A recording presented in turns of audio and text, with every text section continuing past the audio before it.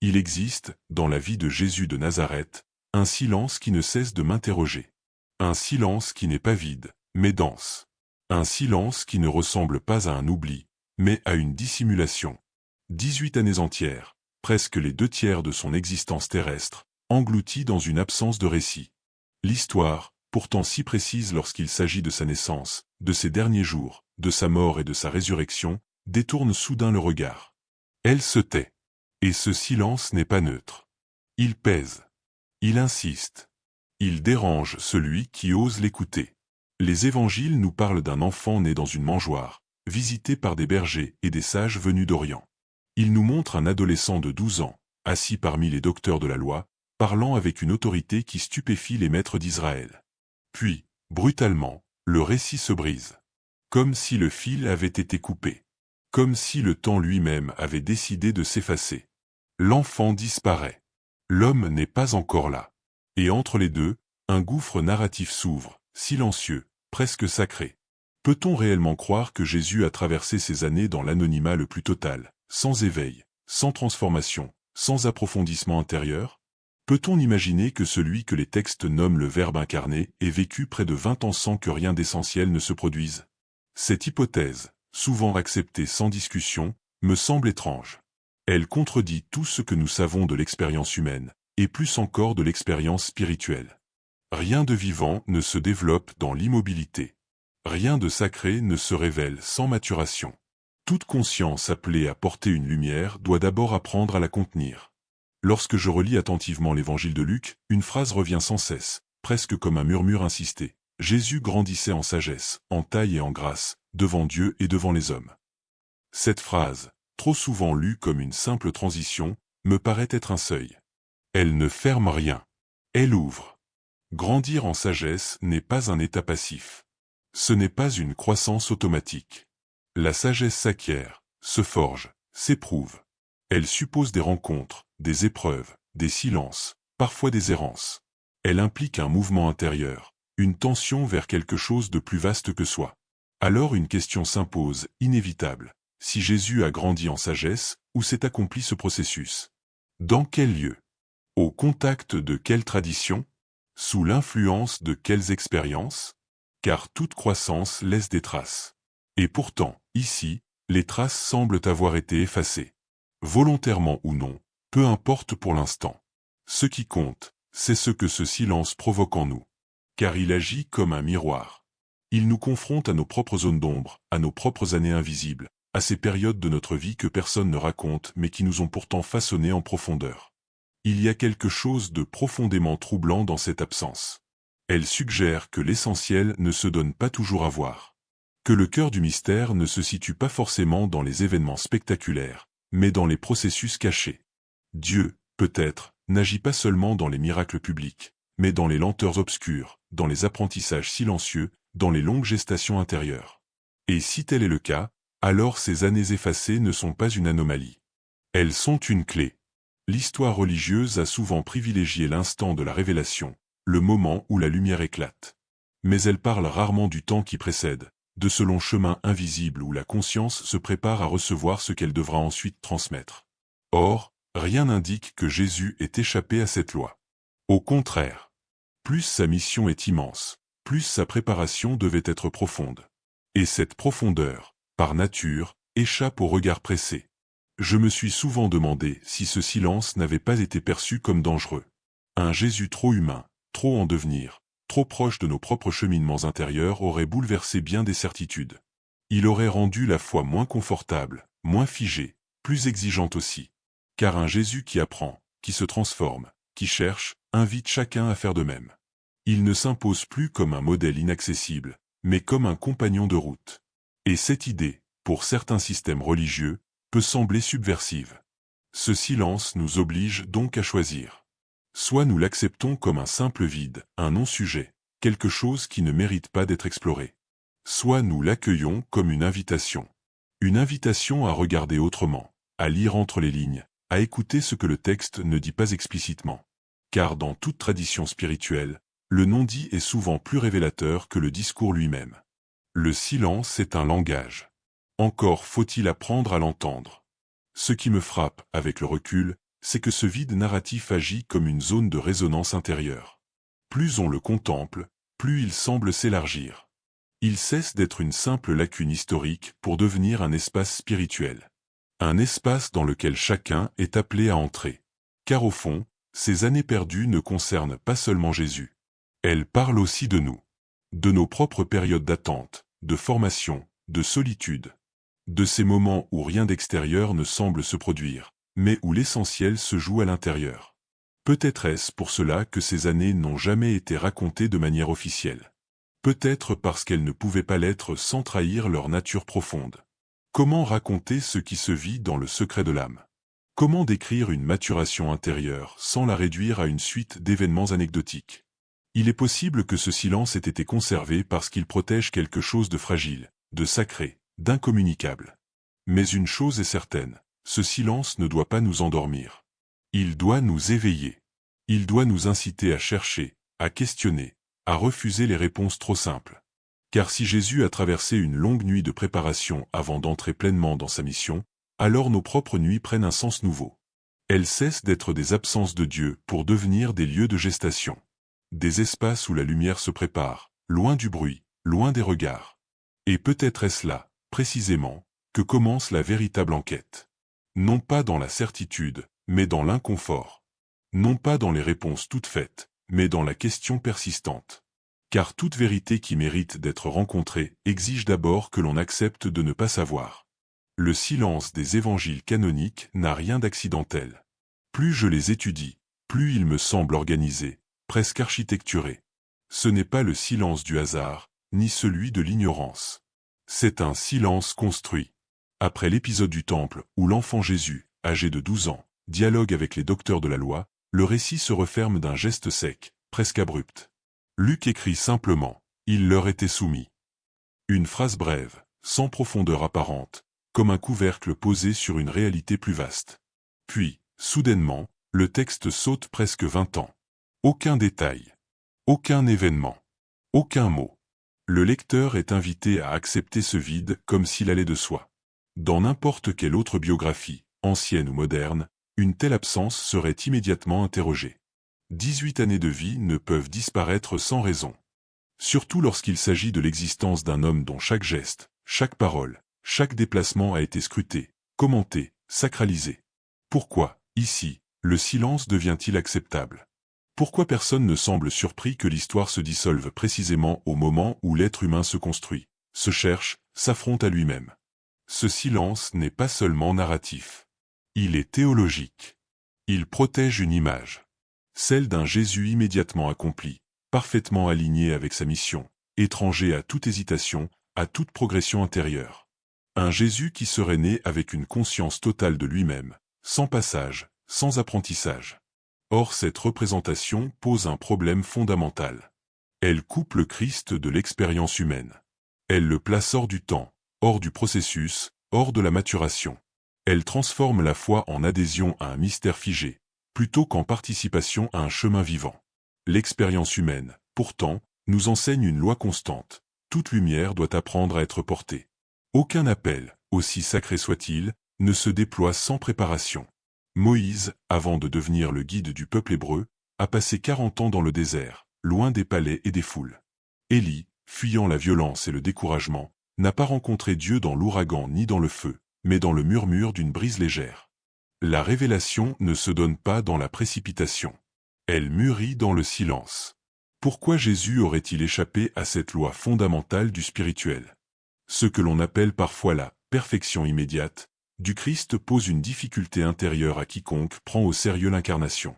Car s'incarner, ce n'est pas seulement prendre un corps. C'est entrer dans le temps. C'est accepter la lenteur, la progression, l'apprentissage. Un Dieu qui s'incarne mais refuse le processus humain n'est incarné qu'en apparence. Or les évangiles eux-mêmes affirment que Jésus a connu la fatigue, la faim, la tristesse, la peur. Pourquoi alors refuser l'idée qu'il ait connu aussi le cheminement intérieur, la maturation de la conscience, l'approfondissement progressif de sa mission? Le silence des évangiles peut alors être lu comme un choix éditorial, théologique, spirituel. Les rédacteurs ont sélectionné, organisé, structuré le récit pour servir un message précis. Ils n'ont pas écrit une biographie au sens moderne du terme. Ils ont composé un témoignage de foi. Et dans cette logique, tout ce qui pouvait troubler la perception d'un Christ pleinement accompli dès le début a été mis de côté. Non pas nécessairement par malveillance, mais par fidélité à une vision particulière du sacré. Ce silence devient alors révélateur. Il montre ce que l'on a voulu protéger. Il indique les zones jugées dangereuses, instables, ouvertes à l'interprétation. Un Jésus qui apprend, qui évolue, qui traverse des étapes intérieures aurait obligé les croyants à accepter que la foi soit elle-même un processus.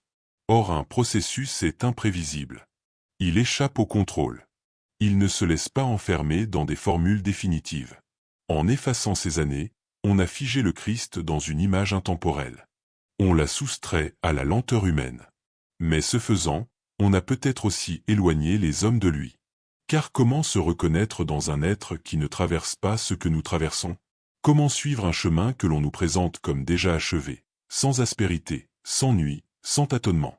Le désert narratif des évangiles canoniques agit donc comme une frontière. D'un côté, le Jésus enfant, porteur d'une sagesse étonnante. De l'autre, le Jésus adulte, prophète, guérisseur, révélateur. Entre les deux, rien. Comme si l'on avait voulu sauter par-dessus le temps de la formation, ce temps ingrat, silencieux, souvent déroutant, où l'être humain se façonne loin des regards. Pourtant, c'est précisément dans ces périodes que se joue l'essentiel. Ce silence peut également être lu comme une invitation paradoxale. En ne disant rien, le texte oblige le lecteur attentif à interroger ce qui manque. Il crée un espace de recherche. Il ouvre une faille dans laquelle peuvent s'engouffrer les questions. Pourquoi ce vide? Qui décide de ce qui mérite d'être transmis? Qu'est-ce qu'une vérité autorisée? Et qu'est-ce qu'une vérité écartée? Dans la tradition biblique, le silence de Dieu n'a jamais été interprété comme une absence. Il est souvent le prélude à une révélation plus profonde. Dieu était dans le silence, disent les mystiques. Peut-être faut-il appliquer cette intuition aux évangiles eux-mêmes. Peut-être que ce qu'ils ne disent pas est aussi important que ce qu'ils proclament. Peut-être que le Christ le plus proche de nous se cache précisément là où le texte se tait. Le silence des évangiles canoniques n'est donc pas un mur. Il est une porte. Mais une porte fermée. Et toute porte fermée appelle une clé. Cette clé ne se trouve pas nécessairement dans un autre texte, ou dans une preuve historique définitive. Elle se trouve peut-être dans une manière différente de lire. Une lecture moins soumise, moins pressée, plus intérieure. Une lecture qui accepte l'incertitude comme une forme de fidélité à la vérité. En refusant de questionner ce silence, on le transforme en dogme.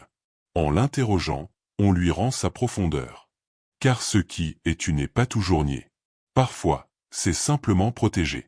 Et ce qui est protégé l'est souvent parce qu'il est fragile, vivant, encore en devenir. Lorsque l'on ouvre les évangiles dits apocryphes, quelque chose se produit immédiatement. Le silence que les textes officiels avaient soigneusement préservé commence à se fissurer, non pas brutalement, mais comme une pierre ancienne qui se craquelle sous la pression du temps. Ces écrits ne surgissent pas comme des proclamations dogmatiques. Ils apparaissent plutôt comme des voix marginales, longtemps étouffées, qui murmurent une autre mémoire de Jésus. Une mémoire moins lisse, moins contrôlée, mais étrangement plus vibrante, plus incarnée. Le terme même des « apocryphes » a été chargé, au fil des siècles, d'une connotation négative. On l'a assimilé à l'erreur, à l'hérésie, à la falsification. Pourtant, son sens premier est plus subtil. Apocrypho signifie « caché ». Non pas nécessairement faux, mais dissimulé. Mis à l'écart. Ces textes n'ont pas été brûlés. Ils n'ont pas disparu. Ils ont été conservés, copiés, transmis dans l'ombre, comme si l'on pressentait qu'ils portaient quelque chose de trop précieux ou de trop dangereux pour être exposé au grand jour. En les lisant, on découvre un Jésus radicalement différent de l'image figée que nous avons héritée. Dans l'évangile de l'enfance selon Thomas, Jésus n'est pas présenté comme un enfant sage, docile, silencieux. Il est conscient de lui-même. Il agit. Il parle avec autorité. Il manifeste une puissance qui dépasse son âge. Il façonne des oiseaux d'argile et leur donne vie. Il guérit. Il provoque. Il dérange. Ce Jésus-là ne se contente pas d'obéir. Il expérimente. Il teste. Il semble parfois maladroit dans l'usage de sa propre force, comme s'il découvrait peu à peu l'étendue de ce qu'il habite. C'est précisément cette dimension qui a choqué. Un Jésus enfant qui apprend à maîtriser sa puissance est un Jésus profondément humain. Il n'est pas une icône parfaite tombée du ciel. Il est un être en devenir. Et cette idée est vertigineuse. Car elle suggère que la conscience christique ne s'impose pas de manière immédiate et définitive. Elle se déploie. Elle se cherche. Elle se révèle progressivement à travers l'expérience. Un tel portrait ne nie pas la divinité. Il la rend vivante. Ces récits ont souvent été rejetés parce qu'ils semblaient présenter un Jésus instable, parfois imprévisible, presque excessif. Mais n'est-ce pas précisément ce que signifie être vivant? La vie n'est jamais parfaitement équilibrée dès l'origine. Elle tâtonne. Elle apprend par essai et erreur. Elle ajuste. Elle mûrit. Refuser cette dynamique à Jésus, c'est le soustraire à l'incarnation réelle. C'est le placer dans une sphère intouchable, étrangère à notre propre condition. En lisant ces textes, je suis frappé par leur étrangeté, mais aussi par leur cohérence intérieure. Ils ne cherchent pas à convaincre. Ils racontent. Ils montrent. Ils laissent le lecteur troublé, parfois mal à l'aise. Et ce malaise est révélateur. Il naît de la confrontation avec une image de Dieu qui ne correspond pas à nos attentes. Un Dieu qui accepte le temps. Un Dieu qui accepte le risque de l'apprentissage. Un Dieu qui ne se manifeste pas seulement dans la perfection, mais dans le processus. Ces évangiles de l'enfance suggèrent que Jésus a dû apprendre à être Jésus. Non pas au sens où il aurait ignoré son origine, mais au sens où toute vocation, même divine, doit être intégrée dans une conscience humaine. La puissance sans maturation devient destructrice. La sagesse sans expérience devient abstraite. Ces textes montrent un enfant confronté à cette tension. Ils révèlent une pédagogie divine qui passe par l'expérimentation, par la confrontation au réel, par la découverte progressive de soi. Il est significatif que ces récits aient été jugés trop humains. L'humanité, dans certains systèmes religieux, a toujours été perçue comme une menace pour le sacré. Plus Dieu est humain, plus il devient proche. Et plus il est proche, moins il est contrôlable. Ces textes brisent la distance. Ils rapprochent dangereusement le divin de notre condition. Ils suggèrent que la sainteté n'est pas une séparation, mais une intensification de l'expérience humaine. Loin de détruire la foi, ces écrits la déplacent. Ils exigent davantage du lecteur. Ils refusent la croyance passive. Ils appellent à une foi consciente, capable d'accueillir la complexité, l'ambiguïté, le mouvement. Un Jésus qui apprend oblige le croyant à apprendre. Un Jésus en devenir oblige chacun à accepter que la vérité ne soit pas un objet figé, mais une réalité vivante, en expansion. Ces textes apocryphes ne cherchent pas à rivaliser avec les évangiles canoniques. Ils ne racontent pas la même chose. Ils occupent un autre espace. Là où les textes officiels proclament, ceux-ci explorent. Là où les premiers affirment, les seconds interrogent. Ils ne répondent pas à toutes les questions. Ils en ouvrent de nouvelles. Et c'est précisément ce qui les rend précieux. Ils nous obligent à reconsidérer notre rapport au temps spirituel. Si Jésus a connu une enfance spirituellement active, riche, complexe, alors le temps de la préparation n'est pas un temps mort. Il devient un temps sacré. Ces années que l'histoire officielle a laissées dans l'ombre se remplissent soudain de sens. Elles cessent d'être une parenthèse inutile pour devenir un laboratoire intérieur, un lieu d'apprentissage profond, invisible, mais essentiel. En acceptant de lire ces textes sans peur, sans jugement immédiat, quelque chose se transforme dans le regard. Le Christ cesse d'être un personnage distant, figé dans une perfection inaccessible.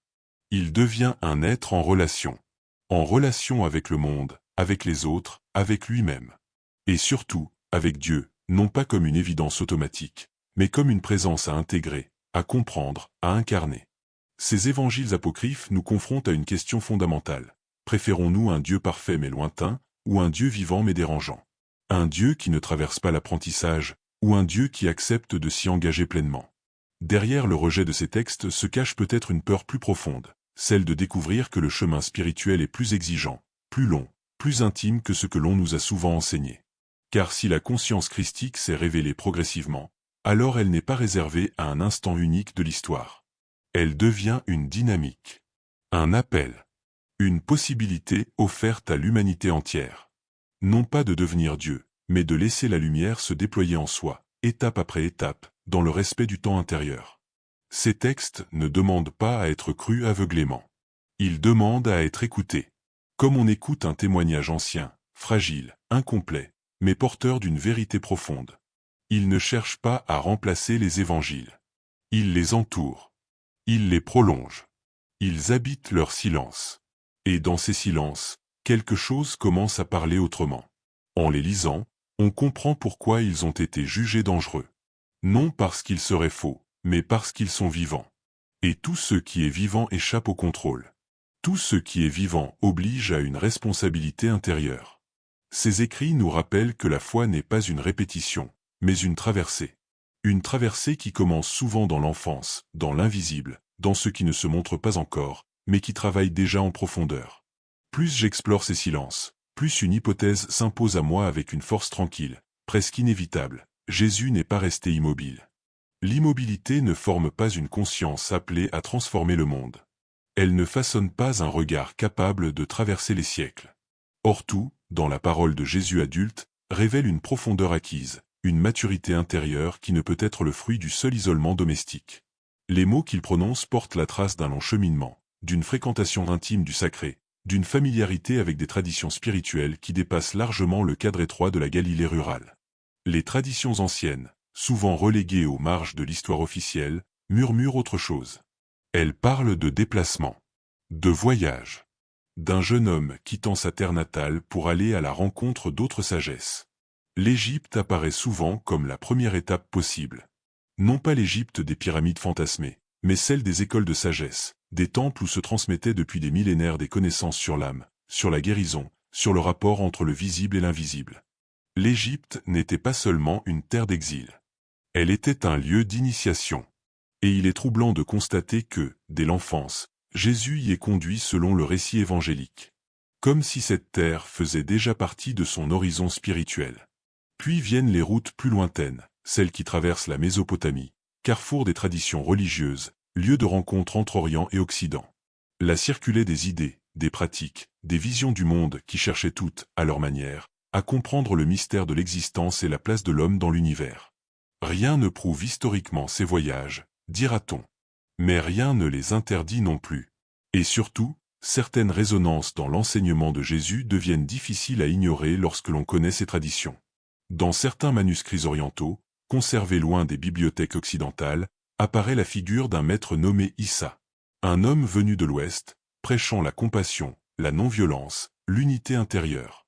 Les parallèles avec les paroles attribuées à Jésus sont troublants. Faut-il y voir une identification directe? Peut-être pas.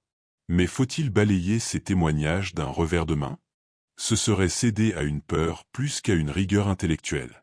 L'histoire spirituelle de l'humanité est faite de circulation, de transmission, de rencontres. La vérité n'a jamais respecté les frontières. Faut-il tout accepter de ces traditions? Certainement pas. Elles demandent discernement, prudence, distance critique. Mais faut-il tout rejeter sous prétexte qu'elles dérangent un récit établi? Encore moins. Le chercheur sincère ne choisit ni la crédulité naïve ni le scepticisme fermé. Il avance dans une zone intermédiaire, inconfortable, où les hypothèses sont explorées sans être immédiatement figées en certitude. Ce qui me frappe, au-delà des hypothèses géographiques, c'est la cohérence intérieure que ces récits suggèrent. Jésus adulte parle comme quelqu'un qui a été formé. Non pas seulement formé intellectuellement, mais initié. Ces paroles ne sont pas de simples exhortations morales. Elles sont des invitations à un retournement intérieur. Elles parlent d'un royaume qui n'est ni politique ni géographique. Le royaume de Dieu est au-dedans de vous. Cette affirmation bouleverse toutes les attentes religieuses de son époque. Elle déplace le centre de gravité du sacré. Elle exige une connaissance intérieure, une attention à la transformation du cœur, une vigilance de l'âme. Rien de cela ne s'improvise. Les Esséniens, cette communauté initiatique installée en marge de la société juive, pratiquaient précisément ce type de spiritualité. Le silence, la purification, la discipline intérieure, la guérison faisaient partie de leur quotidien. Ils vivaient dans l'attente d'un renouvellement spirituel profond, d'une restauration intérieure de l'homme. Jean le Baptiste, figure centrale du passage entre l'Ancien et le Nouveau, leur était étroitement lié. Son message de conversion intérieure, de préparation, de purification, s'inscrit dans cette tradition. Et Jésus, qui vient à lui pour être baptisé, semble reconnaître en lui un frère de chemin. Il est difficile de croire que Jésus ait ignoré cet univers spirituel. Son langage, ses images, sa manière de parler du royaume, de la lumière, de la vérité, résonnent avec des enseignements initiatiques présents bien au-delà du judaïsme strict.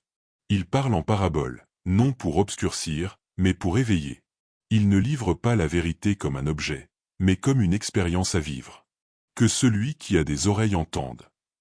Cette formule n'est pas une simple figure de style. Elle est une clé initiatique. Elle distingue ceux qui entendent avec l'intellect de ceux qui entendent avec l'être. Un chemin initiatique suppose toujours une phase de retrait, d'apprentissage, de confrontation intérieure.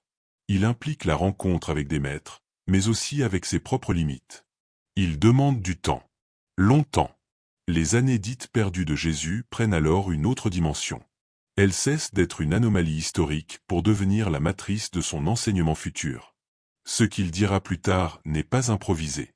C'est le fruit d'une maturation silencieuse, patiente, profonde. Ce qui distingue un maître spirituel d'un simple prédicateur, ce n'est pas la nouveauté de ses idées, mais la densité de sa présence. Jésus ne transmet pas seulement des concepts. Il incarne ce qu'il dit. Cette incarnation suppose un long travail intérieur. Elle suppose que les paroles aient été vécues avant d'être prononcées. Or, ce travail ne se fait pas sous les projecteurs. Il se fait dans l'ombre, dans l'anonymat, dans des années que l'histoire ne juge pas dignes d'être racontées, mais qui sont pourtant décisives. Lorsque Jésus parle de transformation intérieure, de mort et de renaissance, de passage des ténèbres à la lumière, il ne parle pas en théoricien. Il parle comme quelqu'un qui a traversé ces états. Les traditions initiatiques du monde entier décrivent des parcours similaires. Des temps de dépouillement. Des temps de silence. Des temps de révélation progressive. Rien n'indique que Jésus ait été exempté de cette loi universelle de la croissance spirituelle. Imaginer Jésus comme un initié ne le réduit pas. Au contraire, cela éclaire la portée universelle de son message. Il cesse d'être uniquement le maître d'une tradition particulière pour devenir un passeur. Un pont entre différentes sagesses. Un témoin de cette vérité qui se révèle sous des formes diverses, mais qui appelle toujours l'homme à se transformer de l'intérieur. Ce chemin initiatique, s'il a existé, n'a pas laissé de journal détaillé. Il n'a pas été consigné dans des chroniques officielles. Et c'est peut-être heureux. Car ce qui relève de l'initiation ne se transmet pas par le récit factuel. Il se transmet par la résonance, par la reconnaissance intérieure. Ceux qui ont marché sur des chemins similaires sentent immédiatement que quelque chose, dans les paroles de Jésus, porte la marque d'une traversée authentique. Les années perdues deviennent alors un espace de projection pour notre propre quête. Elles nous rappellent que ce qui est essentiel dans une vie ne se voit pas toujours. Que les périodes les plus fécondes sont souvent celles que personne ne remarque. Que le silence, loin d'être une absence, peut être un lieu de formation intense. Jésus, dans cette hypothèse, ne nous apparaît plus comme un être tombé du ciel avec une mission clé en main, mais comme un homme qui a accepté de se laisser transformer par le chemin. Ce regard change profondément notre manière de l'écouter. Ces paroles ne sont plus des injonctions venues d'en haut. Elles deviennent des balises posées par quelqu'un qui connaît le terrain. Quelqu'un qui a marché avant nous. Quelqu'un qui sait que la lumière intérieure ne se révèle qu'à ceux qui acceptent la lenteur, l'incertitude, l'apprentissage. Et plus je contemple cette possibilité, plus il me semble que ces années dites perdues ne sont pas un problème à résoudre, mais un mystère à habiter. Un mystère qui nous invite à ne pas réduire Jésus à un rôle figé, mais à le reconnaître comme un être pleinement engagé dans une aventure spirituelle totale. Une aventure qui commence dans le silence, se nourrit de la rencontre, s'approfondit dans l'initiation, et ne se révèle au grand jour qu'au moment où elle est prête à être partagée. Ce chemin initiatique, s'il a existé, ne nous éloigne pas de Jésus. Il nous en rapproche. Car il nous rappelle que la vérité ne se donne jamais sans chemin, et que toute révélation authentique est précédée d'un long apprentissage dans l'ombre. Mais au-delà de l'histoire, au-delà des hypothèses de voyage et des manuscrits oubliés, les années dites perdues de Jésus prennent une autre dimension. Elles cessent d'être un problème à résoudre pour devenir un symbole à habiter. Un symbole universel. Car ces années invisibles parlent moins d'un homme du passé que de chaque être humain engagé dans une quête de sens. Elles représentent ce temps que nul ne peut éviter, ce temps où rien ne semble se produire à l'extérieur, alors que tout se transforme à l'intérieur. Il existe dans toute vie un intervalle silencieux. Une période où les repères s'effacent, où les certitudes se dissolvent, où l'on ne sait plus très bien qui l'on est ni vers quoi l'on avance. C'est un temps inconfortable, souvent redouté, parfois nié. Un temps où Dieu semble absent, muet, lointain. Les prières n'obtiennent pas de réponse claire. Les signes se font rares. Et pourtant, c'est précisément dans cette obscurité que s'opère le travail le plus profond. Le travail que l'on ne peut ni accélérer ni contrôler. Les années perdues de Jésus, lues symboliquement, sanctifient ce temps. Elles lui donnent une valeur spirituelle. Elles affirment que l'absence apparente de Dieu n'est pas une défaite de la foi, mais l'une de ses étapes essentielles. Si le Christ lui-même a traversé un long silence avant de parler au monde, alors le silence devient un lieu sacré. Il cesse d'être un vide angoissant pour devenir un espace de gestation. Un lieu où la conscience se forme, loin du regard des autres. Dans les traditions spirituelles anciennes, ce temps caché est souvent désigné comme une initiation invisible. Il ne s'agit pas d'apprendre des doctrines, mais de se laisser transformer. L'âme, confrontée à l'absence de repères, apprend à se dépouiller de ses illusions. Elle découvre ses fragilités, ses résistances, ses attachements. Rien de spectaculaire ne se produit, mais tout change. Lentement, profondément, sans témoin. Jésus, dans ces années silencieuses, devient alors le miroir de ce processus universel. Dieu, dans cette lecture, ne se révèle pas dans l'évidence immédiate. Il n'impose pas sa présence comme une certitude indiscutable. Il agit dans l'ombre, dans la lenteur, dans le retrait. Il façonne plus qu'il ne démontre. Il creuse plus qu'il n'explique. Ce mode d'action déroute l'esprit avide de preuves, mais il parle à l'âme attentive. La lumière véritable, celle qui transforme durablement, ne s'impose jamais. Elle se laisse découvrir. Elle se laisse reconnaître. Le silence de ces années agit comme une pédagogie divine.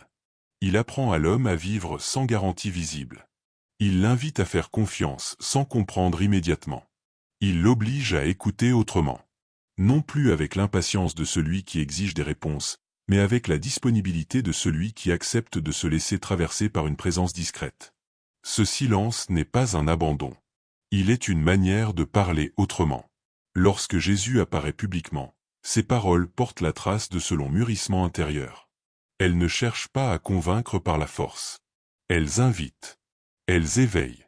Elles laissent une liberté radicale à celui qui écoute. Que celui qui a des oreilles entende. Cette parole suppose que l'écoute véritable ne se décrète pas. Elle se prépare. Et cette préparation se fait souvent dans le silence, dans l'épreuve du temps, dans l'absence de certitude immédiate. Les années perdues nous rappellent que le chemin spirituel n'est pas linéaire. Il n'obéit pas à une logique de performance ou de progression visible.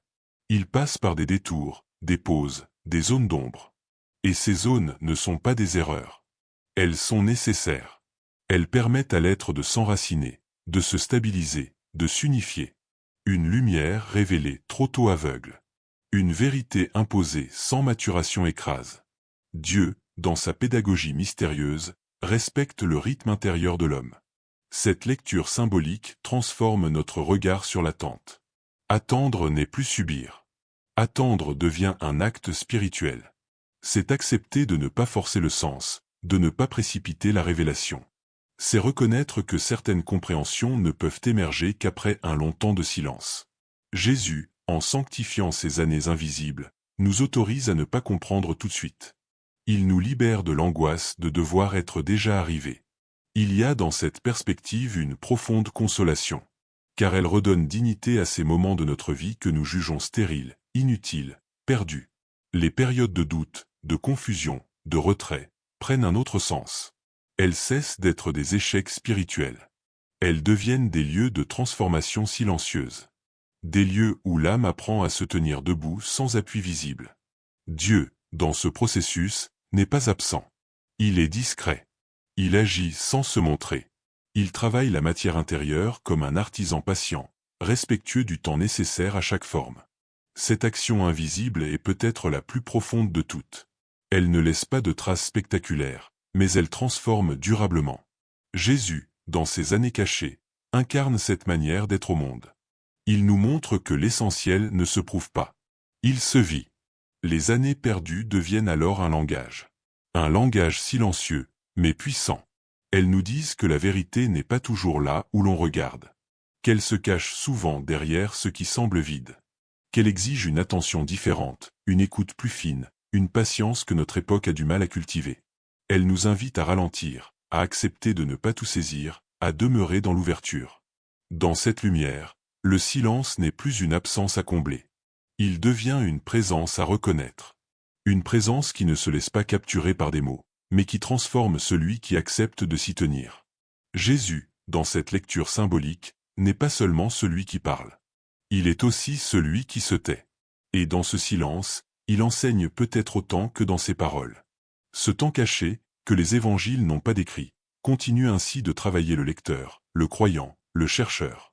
Il agit comme une invitation permanente à ne pas réduire la foi à ce qui est visible, mesurable, racontable.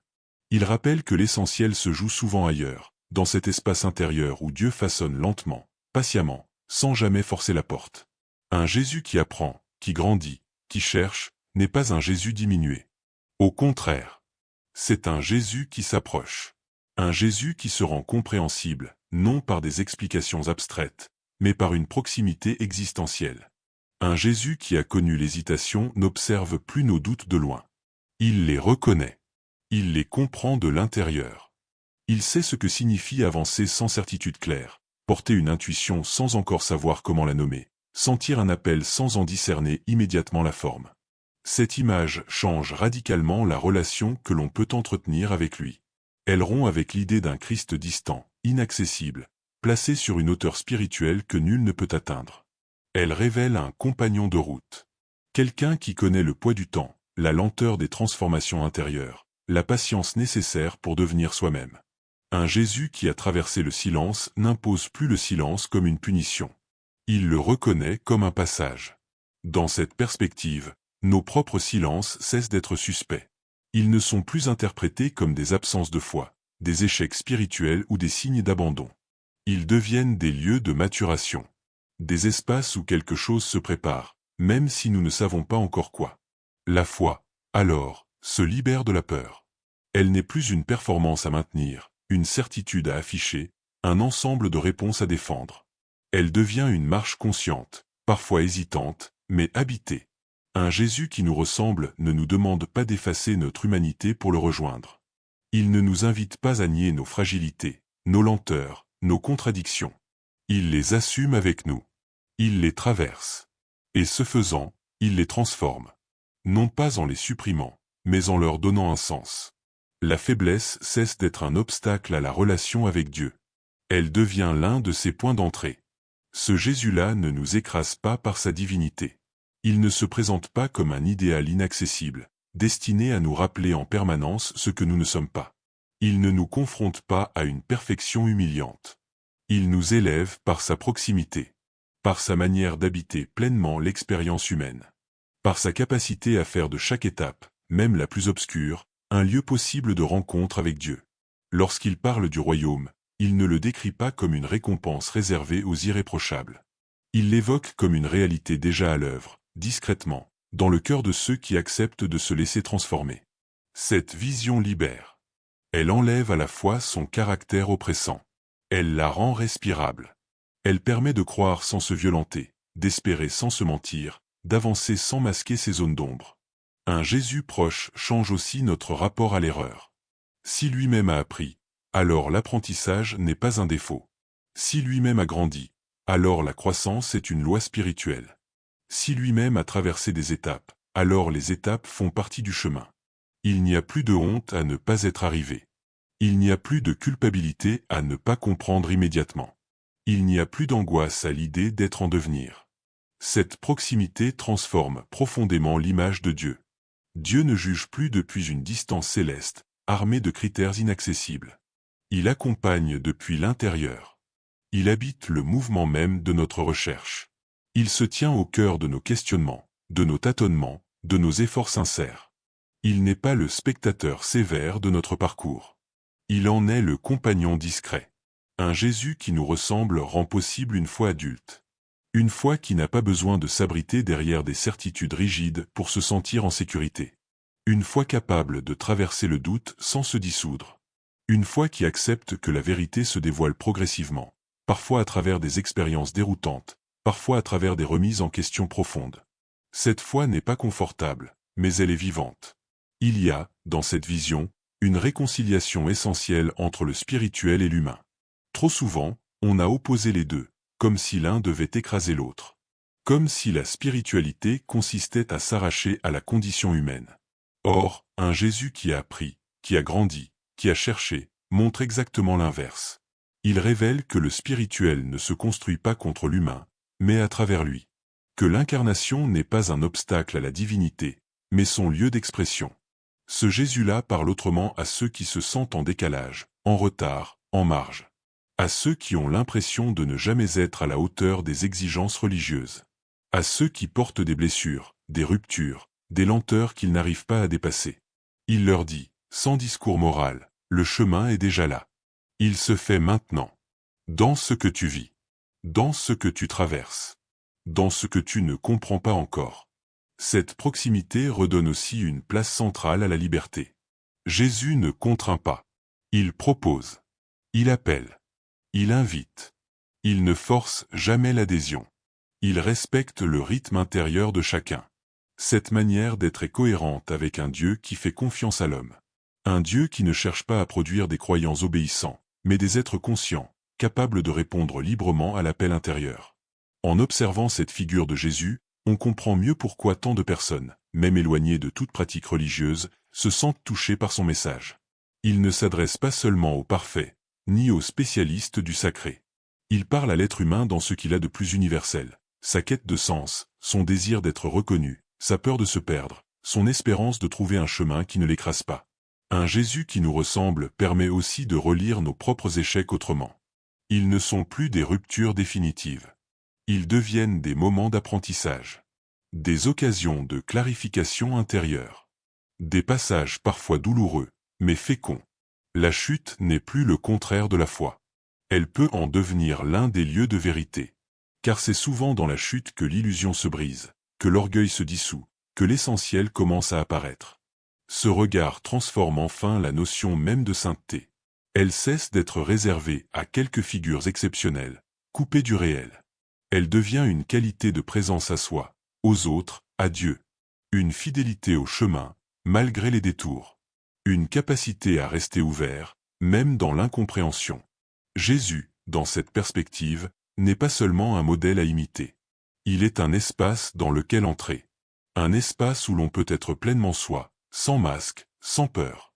Un Dieu qui accompagne depuis l'intérieur ne s'impose pas. Il attend. Il écoute. Il se rend présent là où l'homme accepte de se tenir vrai. Cette présence n'est pas spectaculaire. Elle ne s'impose pas à la conscience. Elle se révèle dans la durée, dans la fidélité à l'expérience, dans l'attention aux mouvements intérieurs. Jésus, par sa proximité, nous apprend que la rencontre avec Dieu n'est pas une rupture violente avec soi-même, mais un approfondissement. Ainsi, un Jésus qui nous ressemble ne diminue en rien la portée de son message. Il l'intensifie. Il le rend habitable. Il permet à chacun de se reconnaître dans le chemin qu'il propose. Non comme une route déjà tracée dans ses moindres détails, mais comme une direction intérieure, à découvrir pas à pas. Une direction où l'on n'est jamais seul, même lorsque le silence semble s'étendre. Et dans cette proximité silencieuse, quelque chose se réorganise profondément. La foi cesse d'être une pression extérieure. Elle devient un espace intérieur en mouvement. Un lieu où l'homme peut respirer, chercher, tomber, se relever, sans craindre d'être rejeté. Car le Dieu qui s'y révèle ne juge pas depuis le ciel.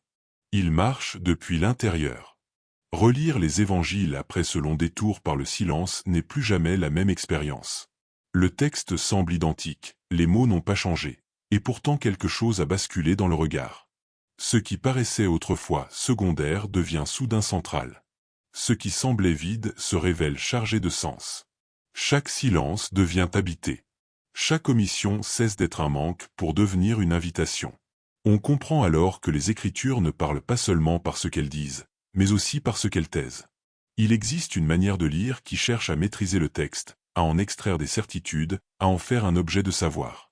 Et puis il existe une autre manière de lire, plus lente, plus vulnérable, qui accepte de se laisser atteindre. Dans cette seconde posture, le texte cesse d'être un document du passé. Il devient un espace de rencontre. Les silences ne sont plus perçus comme des failles à combler, mais comme des lieux où quelque chose attend d'être entendu. Dieu, dans cette perspective, ne se réduit pas à ce qui est formulé clairement. Il ne se laisse pas enfermer dans des définitions. Il parle aussi par le retrait, par l'ellipse, par le non-dit. Il murmure dans les interstices. Il se rend perceptible dans ce qui échappe à la formulation immédiate. Cette manière de se révéler demande une écoute particulière. Une écoute qui ne cherche pas à posséder la vérité, mais à s'y exposer. Les traditions mystiques l'ont toujours su. Dieu ne se donne jamais comme un objet à saisir. Il se laisse approcher comme une présence à reconnaître. Et cette reconnaissance passe souvent par le silence. Non pas un silence vide, mais un silence habité. Un silence qui oblige à ralentir, à suspendre le jugement, à renoncer à la maîtrise. Les évangiles, lus ainsi, deviennent des textes initiatiques. Ils ne livrent pas tout. Ils accompagnent. Ils guident. Ils éveillent. Lorsque l'on accepte cette lecture, les omissions cessent d'être frustrantes. Elles deviennent actives. Elles provoquent une résonance intérieure. Elles déplacent la question du « que s'est-il passé ?» vers « qu'est-ce que cela éveille en moi ?» Le texte ne cherche plus seulement à informer. Il transforme. Il agit comme un miroir. Ce qu'il ne dit pas nous oblige à écouter autrement, à chercher ailleurs, à nous tourner vers l'intérieur. C'est souvent à ce moment-là que les textes écartés, les traditions oubliées, prennent une importance nouvelle. Non pas parce qu'ils viendraient combler définitivement les vides, mais parce qu'ils nous apprennent à habiter ces vides différemment. Ils nous rappellent que la parole a toujours circulé sous des formes multiples, qu'elle n'a jamais été confinée à un seul corpus, qu'elle a traversé les cultures, les langues, les sensibilités, sans jamais se laisser enfermer. Ces traditions marginales ne demandent pas à être crues comme des dogmes alternatifs. Elles demandent à être entendues comme des échos. Elles prolongent la résonance du texte canonique. Elles en éclairent certains angles morts. Elles nous aident à percevoir que la vérité spirituelle ne se manifeste pas de manière uniforme, mais plurielle. Dieu parle dans la diversité des voix, mais aussi dans leurs silences respectifs. La parole, alors, cesse d'être un texte figé. Elle devient vivante. Elle respire. Elle se déploie dans le temps. Elle n'est pas enfermée dans le passé. Elle traverse les générations. Elle s'adresse à chaque lecteur de manière unique, selon son histoire, sa sensibilité, ses blessures. Lire les évangiles, dans cette perspective, n'est plus un acte purement intellectuel. C'est une expérience relationnelle. Cette expérience demande une disponibilité intérieure. Elle exige de renoncer à l'idée que tout doit être immédiatement clair, immédiatement compréhensible.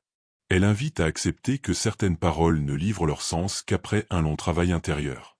Que certaines phrases nous accompagnent pendant des années avant de révéler leur profondeur.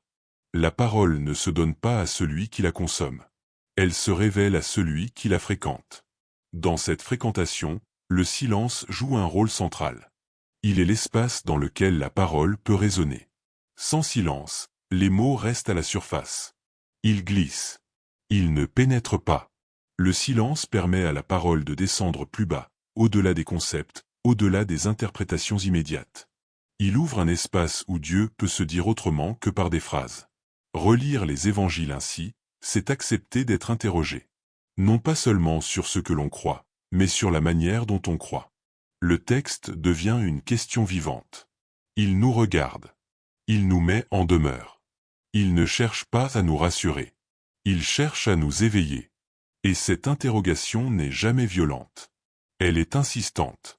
Douce et exigeante à la fois. Es-tu prêt à chercher au-delà de ce que l'on t'a appris? Cette question ne vise pas à détruire les fondements de la foi. Elle vise à les approfondir. Elle rappelle que toute tradition vivante doit être sans cesse réinterprétée, réappropriée, habitée de l'intérieur. Une foi qui se contente de répéter ce qui a été appris se dessèche. Une foi qui ose chercher reste vivante. Dieu, dans cette dynamique, n'est pas un maître qui impose des réponses définitives. Il est une présence qui accompagne la recherche. Il se rend perceptible dans le mouvement même de la quête. Il ne se donne pas à celui qui croit posséder la vérité. Il se révèle à celui qui accepte de se laisser transformer par elle. Les silences des évangiles deviennent alors des lieux privilégiés de rencontre. Ils ne disent rien, mais ils ouvrent tout. Cette manière de lire transforme aussi notre rapport au doute. Le doute n'est plus l'ennemi de la foi. Il en devient l'un des moteurs. Il oblige à approfondir, à questionner, à dépasser les évidences. Les silences du texte ne sont pas là pour décourager. Ils sont là pour maintenir la tension vivante entre ce qui est dit et ce qui reste à découvrir. Une foi sans tension devient idéologie. Une foi habitée par la question reste ouverte. La présence vivante de Dieu se manifeste alors dans cette ouverture même. Elle n'est pas localisée dans un verset précis, dans une formule définitive. Elle circule. Elle se déplace. Elle se laisse sentir dans la manière dont le texte travaille celui qui le lit. Parfois, une phrase entendue 1000 fois se met soudain à vibrer autrement. Parfois, un silence devient plus éloquent qu'un discours. Parfois, une omission éclaire plus qu'une explication. Les évangiles, lus ainsi, cessent d'être un récit fermé. Ils deviennent un espace dynamique. Un lieu de passage. Ils ne livrent pas un savoir à accumuler, mais une expérience à vivre. Et cette expérience n'est jamais achevée. Elle se renouvelle à chaque lecture, à chaque étape de la vie. Ce qui était invisible hier devient perceptible aujourd'hui. Ce qui semblait secondaire prend soudain une importance décisive. Dieu, dans ce processus, ne se montre pas comme un objet extérieur à analyser. Il se révèle comme une présence intérieure à reconnaître. Une présence qui ne se laisse pas capturer par les mots, mais qui se laisse approcher par l'écoute. Une écoute qui accepte le silence. Une écoute qui ne cherche pas à remplir les vides, mais à les habiter. Cette manière de lire les évangiles demande du courage. Elle oblige à sortir de la sécurité des interprétations toutes faites. Elle expose à l'inconfort de l'incertitude. Mais elle ouvre aussi à une profondeur nouvelle. Une profondeur où la foi cesse d'être une répétition et devient une relation. Où la parole cesse d'être un texte ancien et devient une présence actuelle. Dans cet espace, Dieu ne parle pas plus fort. Il parle plus près. Il ne s'impose pas par des preuves. Il se suggère par une présence. Et cette présence, souvent, se fait sentir précisément là où le texte se tait. Là où le lecteur doit accepter de ne pas savoir. Là où la parole humaine s'arrête et laisse place à une écoute plus profonde. Ainsi, les silences des évangiles ne sont pas des absences à combler.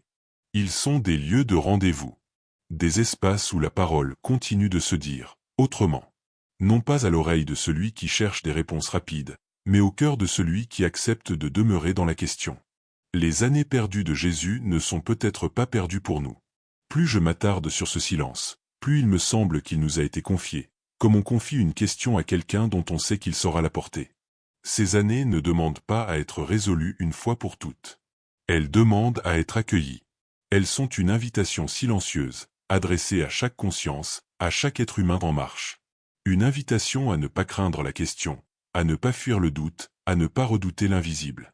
Dans un monde avide de réponses rapides, de certitudes immédiates, de vérités prêtes à l'emploi, cette invitation peut sembler inconfortable. Elle oblige à ralentir, à accepter de ne pas savoir, à reconnaître que la vérité n'est pas toujours là où l'on nous a appris à la chercher. Jésus, par le mystère de ces années cachées, semble nous dire que la foi authentique ne commence pas avec la répétition, mais avec la recherche. Non pas une recherche fébrile, angoissée, mais une quête intérieure, patiente, exigeante. Cherchez, et vous trouverez, dit l'Évangile. Cette parole est souvent citée, rarement prise au sérieux. On la transforme en formule rassurante, en promesse vague. Mais elle est d'une radicalité absolue. Elle ne s'adresse pas à ceux qui se contentent de recevoir. Elle s'adresse à ceux qui osent chercher. Chercher implique un manque. Chercher suppose un inconfort. Chercher exige de quitter ce que l'on croit savoir pour s'aventurer vers ce que l'on ne maîtrise pas encore. La vérité, dans cette perspective, ne se donne pas à ceux qui répètent des formules apprises. Elle se révèle à ceux qui acceptent de se laisser déplacer intérieurement. Elle n'est pas une possession. Elle est une rencontre. Et toute rencontre authentique comporte une part de risque. Le risque de voir ses certitudes ébranlées. Le risque de devoir changer de regard. Le risque de ne plus pouvoir revenir en arrière. Les années perdues de Jésus incarnent ce risque. Elles nous montrent que même la plus haute vocation passe par un temps d'obscurité, de maturation silencieuse, de préparation invisible.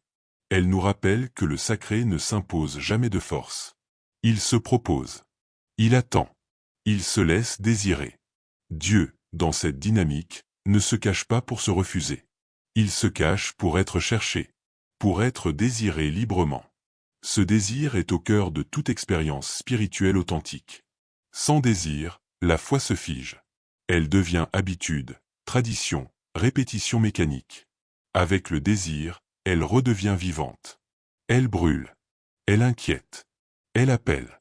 Jésus, par son silence, attise ce désir. Il refuse de tout dire, de tout montrer, de tout expliquer. Il laisse volontairement un espace ouvert, un espace que chacun est invité à habiter. Si quelque chose, en toi, a vibré en écoutant ce récit, ce n'est pas un hasard. Cette vibration n'est pas une émotion passagère. Elle est un signe. Un appel discret, mais réel. Elle indique qu'une porte s'est entr'ouverte à l'intérieur. Et cette porte ne mène pas vers une certitude extérieure, mais vers un chemin. Un chemin personnel, unique, que nul ne peut parcourir à ta place. Ne referme pas cette porte trop vite. Le réflexe le plus courant, face à ce type d'appel, est de vouloir le neutraliser. De le rationaliser. De le réduire à une curiosité intellectuelle. Mais ce serait passer à côté de l'essentiel. Ce qui est en jeu, ici, ne relève pas seulement de la connaissance. Il s'agit d'une transformation du regard. D'une manière nouvelle de se situer face au mystère, face à Dieu, face à soi-même. La lumière invisible dont parlent les traditions spirituelles ne se manifeste jamais comme un projecteur aveuglant. Elle est subtile. Elle se laisse deviner plus qu'elle ne s'impose. Elle demande une attention fine, une disponibilité intérieure. Elle se révèle à ceux qui acceptent de marcher vers elle sans garantie absolue. Sans certitude totale. Avec seulement cette intuition fragile, mais persistante, que quelque chose d'essentiel se joue là. Marcher sans certitude n'est pas une faiblesse. C'est une forme de courage. C'est accepter de faire confiance à ce qui se révèle pas à pas. C'est reconnaître que la vérité n'est pas un objet que l'on possède, mais une réalité qui nous transforme à mesure que nous avançons. Jésus, dans son silence, nous apprend cette confiance. Il nous montre que l'essentiel ne se donne pas d'un coup, mais qu'il se découvre dans la fidélité au chemin. Ce chemin n'est pas réservé à une élite spirituelle. Il n'exige pas une connaissance théologique approfondie, ni une appartenance religieuse stricte. Il demande autre chose. Une honnêteté intérieure. Une capacité à écouter ce qui se passe en soi. Une disponibilité à être déplacé. Une humilité qui accepte de ne pas tout maîtriser. C'est à cette condition que la quête devient féconde. L'élévation intérieure dont il est question ici n'a rien de spectaculaire. Elle ne consiste pas à s'extraire du monde, ni à se placer au-dessus des autres. Elle se joue dans la profondeur. Dans la manière d'habiter sa vie. Dans la qualité de présence à soi, aux autres, à Dieu. Elle transforme silencieusement la manière de regarder, de parler, d'agir. Elle ne se proclame pas. Elle se reconnaît à ses fruits. Les années perdues de Jésus nous invitent à relire notre propre histoire sous un autre angle. À reconnaître que certaines périodes de doute, de retrait, de questionnement, loin d'être inutiles, ont peut-être été décisives. Qu'elles ont préparé quelque chose que nous ne comprenions pas encore à l'époque. Qu'elles ont creusé en nous un espace capable d'accueillir une lumière plus grande. Cette relecture n'efface pas la souffrance liée à ces périodes. Elle ne nie pas la difficulté du silence, de l'attente, de l'incompréhension. Mais elle lui donne un sens. Elle permet de voir que rien n'a été vain. Que même ce qui semblait perdu pouvait devenir fécond. Jésus, par son propre silence, vient rejoindre ces zones de notre existence que nous avons parfois du mal à regarder. Il n'offre pas de réponse toute faite. Il n'explique pas le pourquoi de chaque épreuve. Il propose autre chose. Une présence. Une direction intérieure. Un appel à ne pas renoncer à la quête. À ne pas s'installer dans la résignation ou la répétition. À continuer de chercher, même lorsque le chemin semble obscur. Chercher, dans cette perspective, n'est pas une agitation. Ce n'est pas courir d'une théorie à l'autre. C'est demeurer ouvert. Attentif. Disponible. C'est cultiver une écoute intérieure qui permet à la lumière de se manifester quand elle le peut, comme elle le peut. C'est accepter que la vérité se révèle à son rythme, et non au nôtre. La lumière invisible se révèle toujours à ceux qui osent marcher vers elle. Non pas à ceux qui exigent des preuves immédiates, mais à ceux qui acceptent le risque de la confiance. Cette confiance n'est pas aveugle. Elle est lucide. Elle sait que le chemin sera parfois déroutant. Mais elle sait aussi que rester immobile est un danger plus grand encore. Dieu, dans cette dynamique, n'est pas un juge lointain qui attend que l'homme se conforme. Il est une présence qui appelle, qui attire, qui espère. Il se cache non pour se refuser, mais pour préserver la liberté de la rencontre. Car une vérité imposée n'élève pas. Elle écrase. Une vérité cherchée transforme. Elle élargit l'être. Ainsi, l'appel contenu dans les années perdues de Jésus n'est pas un appel à croire davantage, mais à chercher plus profondément. À ne pas se contenter des réponses héritées. À oser une relation vivante avec le mystère. Une relation qui ne se réduit pas à des mots, mais qui engage toute l'existence. Si cette quête commence ici, elle ne s'arrête pas avec ces mots. Elle se poursuit dans la manière dont tu écouteras désormais le silence. Dans la manière dont tu accueilleras tes questions. Dans la manière dont tu accepteras de ne pas tout comprendre tout de suite. Car c'est souvent là, dans cet espace fragile entre le savoir et l'inconnu, que la lumière commence à se révéler.